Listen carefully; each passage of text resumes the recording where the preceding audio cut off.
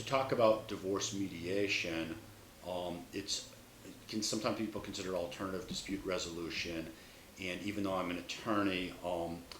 as a mediator, I don't actually represent people when I'm doing the mediation, but I work with both husband and wife to see if they can try and resolve the case more amicably.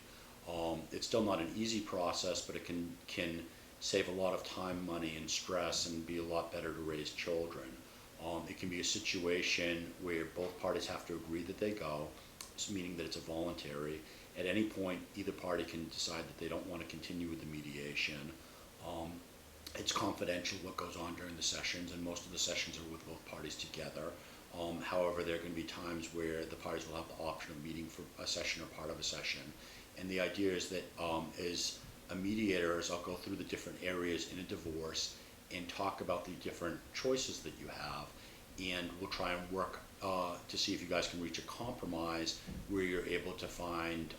an agreement about the different areas. I talk about what the courts require to be in a divorce agreement or so-called separation agreement, what I think is a good idea to have in there, and most importantly, what you would want to have in that agreement. I don't decide it for you, but I go over the different options with you. I'll draft the divorce agreement or separation agreement for you, and they can be anywhere. If they're minor children with kind of four major issues, it can talk about who has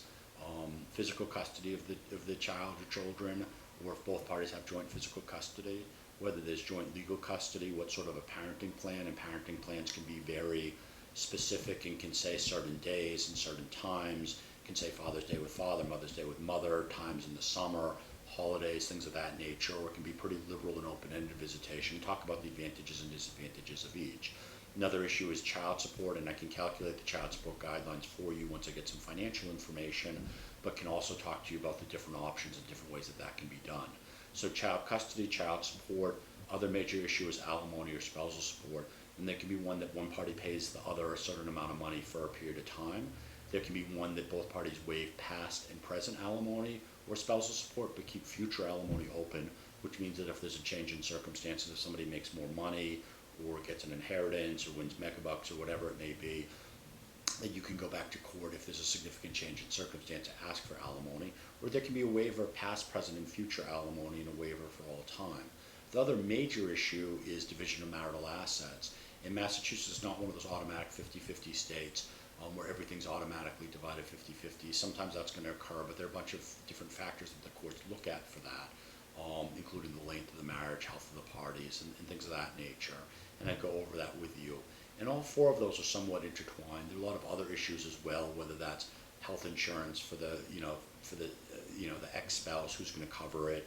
for the children, who pays the uninsured medical, dental insurance, things of that nature, whether there's life insurance that needs to take place, who should claim the dependency exemption, if you're eligible, whether you should file tax returns, joint or separate for that year. Can talk about college, and contributing towards college, or keeping that open-ended. Can talk about waiver potentially of inheritances,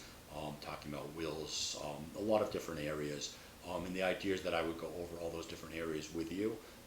and try and look at it as a whole and see if you guys could reach a resolution on it. Most of the time with the divorce mediation, they're 1-hour sessions at a time, do not require a retainer. It's kind of a pay-as-you-go, so if you don't decide that you don't like it, you can stop at any point, but most of them are fairly successful. And it also shows that if you have children, that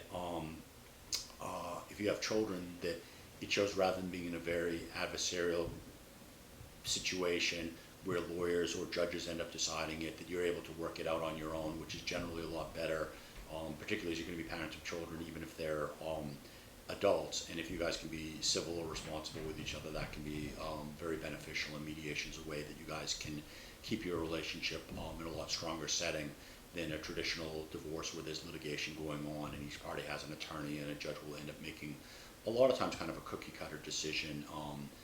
based on what the facts are presented to the judge, rather than you being the one that would make the decision on your own.